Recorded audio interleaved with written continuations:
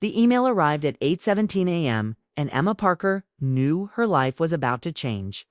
The subject line had no greeting, no explanation, just an order to show up immediately. In the busy Chicago office where Emma had spent 7 long years proving her worth, silence suddenly felt louder than any noise. She stood from her desk, heart racing, and walked toward conference room B with a feeling she could not shake. This was not about a project. This was about her. Emma had built her career at Brighton and Cole from the ground up. She had stayed late when others left early, fixed mistakes no one noticed, and carried the pressure of deadlines like a second skin. 3 times in 3 years, she had sat across from her boss, Claire Whitman, asking for a raise. Each time, Claire had smiled with practiced calm and promised next quarter. Each time, that promise quietly disappeared. The door closed behind Emma as she entered the conference room. Claire sat at the table, neat and distant, with a thin folder open in front of her. There was no greeting, no small talk. Claire's eyes stayed on the paper as she spoke. "I've been informed that you're actively looking for another job." Emma froze. Her mouth opened, then closed. She had never hidden her frustration, but she never expected this moment to arrive like a trap. "I've had a few interviews," Emma said carefully. "I've been here 7 years. I just wanted to grow." Claire finally looked up. Her expression was unreadable. When an employee starts job hunting, it shows a lack of loyalty. The word loyalty landed hard. Emma's chest tightened. She thought of the weekends she worked through, the personal plans she canceled, the praise that never came with pay. "I've been loyal," Emma said, her voice steady but strained. "I asked for fair pay. That's not betrayal." Claire closed the folder. "The company needs people who are fully committed." She slid a single paper across the table. Emma recognized the heading before she read it. Termination effective immediately. For a moment, the room felt unreal. Emma stared at the page, her hands cold. Fired. Not for poor work. Not for mistakes. Fired for hoping for something better. "This is final," Claire said, already standing. "You'll have HR walk you out." Emma nodded slowly. She refused to cry. Not here. She stood, gathered her bag, and walked out of the room with her head high, though her heart felt like it was breaking apart. As she passed her coworkers, some glanced up, confused, curious, then quickly looked away. Emma wanted to tell them she had tried. She wanted to warn them. Instead, she kept walking. Outside, rain tapped against the sidewalk. The city moved on as if nothing had happened. Emma stood under the gray sky, jobless, shocked, and suddenly unsure of everything she thought she knew. She took a deep breath and walked home. The first night, she barely slept. Her mind replayed every moment with Claire, every promise delayed, every quiet dismissal. She wondered if she had waited too long, trusted too much. She felt embarrassed, angry, and deeply hurt. The next morning, she opened her laptop and updated her resume. Not with fear, but with clarity. For the first time in years, she saw her own value written in plain words. The projects she led, the growth she created, the results she delivered. By afternoon, messages began to arrive. Recruiters, former contacts. One name stood out: Daniel Reed. He had spoken with Emma months earlier, encouraging her to explore opportunities beyond Brighton and Cole. At the time, she had been too loyal to leave. Now, she wondered if loyalty had cost her more than she realized. As Emma read his message, something shifted inside her. The pain of being fired didn't vanish, but it sharpened into purpose. She replied quickly, her hand steady. She didn't know it yet. But the meeting that ended her career at Brighton and Cole had opened a door Claire Whitman never saw coming, and Emma Parker was finally ready to walk through it. The call came when Emma least expected it. She had spent the past 2 days in her apartment, staring out the rain-streaked window, replaying the events at Brighton and Cole over and over. Her mind circled the same questions. How could Claire do this? How could 7 years of dedication mean nothing? The silence of her apartment pressed down on her, a quiet weight that made her chest ache. Then the phone rang. and her heart jumped. Emma Parker? The voice was calm, confident, and familiar. Daniel Reed, the recruiter she had met months earlier. His tone carried a promise she hadn't dared to hope for. "Yes," she said, her voice sharper than she expected. "I'm calling with good news. We'd like to offer you the position of Senior Creative Director at North Shore Strategies. Salary, benefits, the whole package. You were exactly what we needed." Emma sank into her chair, blinking rapidly. The words barely registered at first. She had been rejected, betrayed, and humiliated. And now, in a matter of minutes, the tide seemed to turn.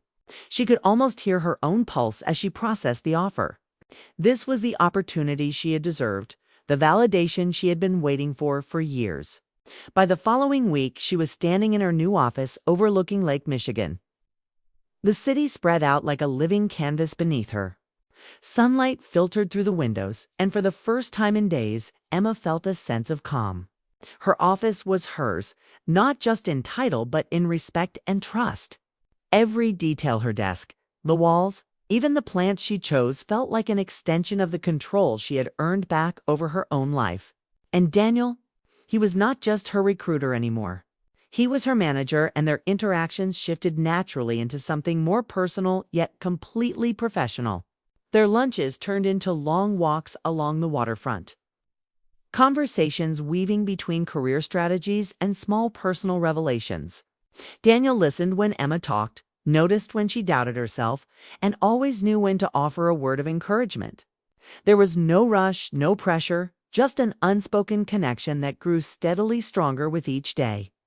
Meanwhile, life at Brighton & Cole began to unravel in ways Claire never anticipated. A major client they had been courting for months decided to move their account elsewhere, directly to North Shore Strategies. Emma had led the pitch. Her ideas, polished and confident, were exactly what the client needed. Standing in the new boardroom, presenting to the client, she once would have lost herself. Emma felt a quiet satisfaction. The pain of the past seemed to dissolve into the precision and power of her success. Claire Whitman sat rigid in her own office, watching as Emma's work brought North Shore recognition and respect. She could see the client's excitement, the energy Emma brought to every slide, every proposal, every word spoken. Claire had underestimated her once, and now she could only watch. No confrontation. No accusation.